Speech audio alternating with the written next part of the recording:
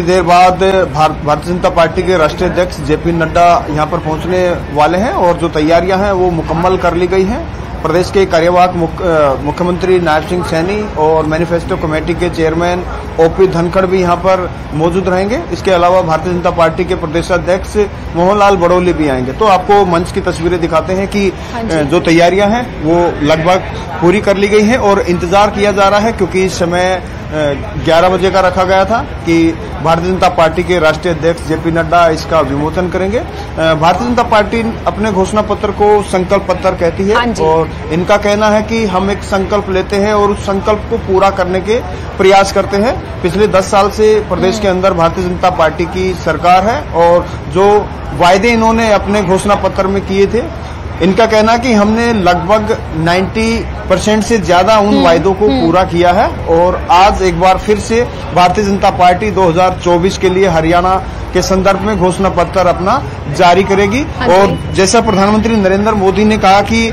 हमारी फोकस होगा गरीब पर, किसान पर, महिला पर और युवा पर। तो कहीं न कहीं भारतीय जनता पार्टी के संकल्प पत्र में इन चारों वर्गों के लिए खास योजनाएं होंगी, क्योंकि कल ही कांग्रेस पार्टी की तरफ से अपना घोषणा पत्र जारी किया गया था। उसमें किसानों के लिए भी एमएसपी की गारंटी दी गई, महिलाओं को 2000 रुपए 18 से 60 साल की उम्र के लिए, और उसके बाद जो सामाजिक सुरक्षा पेंशन है वो भी 6000 रुपए करना का वायदा किया।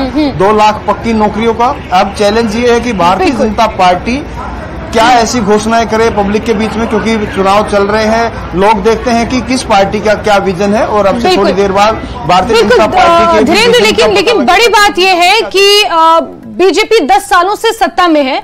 ऐसे में 10 सालों में बीजेपी ने जो विकास के कार्य किए हैं या फिर मेरिट के हिसाब से जो नौकरियां प्रदेश में दी हैं, उस चीज के दम पर बीजेपी जनता के बीच जा रही है, वोट मांग रही है। साथ ही साथ चुनावों की घोषणा होने से पहले 14 की 14 फसलों को एमएसपी पर खरीदने जैसी घोषणा बीजेपी बहुत पहले ही कर चुकी है। 10 सालों से सत्ता में है, ऐसे में 90% जो कार्य हो चुके हैं उन्हीं के दम पर बीजेपी जनता के बीच जा रही है और वोट मांग रही है। तो क्या हम ये कह सकते हैं कि नए सिरे से कोई योजना की घोषणा हो या नए सिरे से बीजेपी अपने संकल्प पत्र में कुछ बातों को रखे, इसकी संभावना बहुत कम है?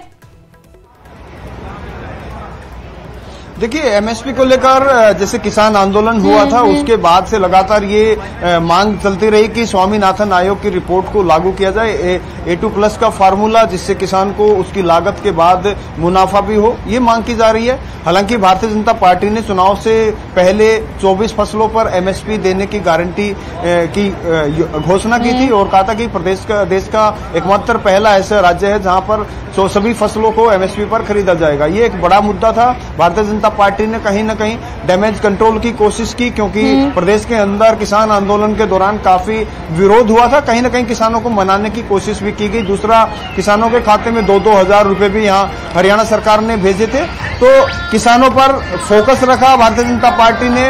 अब बात युवाओं की आती है, सरकारी नौकरियों की बात आती है। जिस तरीके से कांग्रेस ने 2 लाख सरकारी नौकरियां देने की बात अपने घोषणा पत्र में रखी है, अब भारतीय जनता पार्टी का कहना है कि प्रदेश के अंदर हमने युवाओं को कांग्रेस का 10 साल के शासन से ज्यादा नौकरियां दी हैं, लेकिन बहुत सी नौकरियां कोर्ट में चली गई और उसकी वजह कांग्रेस पार्टी रही, क्योंकि कांग्रेस पार्टी ने भर्तियों को कोर्ट में लटकाने का काम किया। तो युवाओं की बात करें, महिलाओं की बात करें, कि जैसे ड्रोन दीदी नरेंद्र मोदी ने पूरे देश में एक योजना लागू की थी, उसको एक विस्तारित रूप हरियाणा में शायद भारतीय जनता पार्टी आज अपने संकल्प पत्र में दे सकती है। जैसा गरीबों की बात है, बीपीएल कार्ड धारकों की बात है, उनके लिए कांग्रेस पार्टी ने 100 गज के प्लाट और उसके ऊपर मकान बनाने की ऐलान किया है, वायदा किया है। अब देखना है कि वो जो 100 गज के प्लाट की योजना थी, भारतीय जनता पार्टी उस पर क्या काट लेकर आती है। तो कहीं न कहीं दोनों बड़ी पार्टियां हैं, राष्ट्रीय पार्टियां हैं और प्रदेश में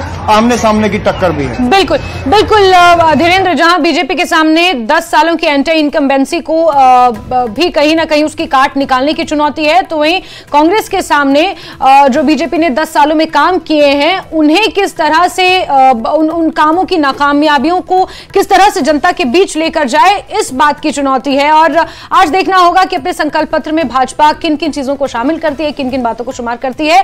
धीरेन्द्र, आप नजर बना के रखें। बहुत शुक्रिया जुड़ने के लिए हमारे साथ।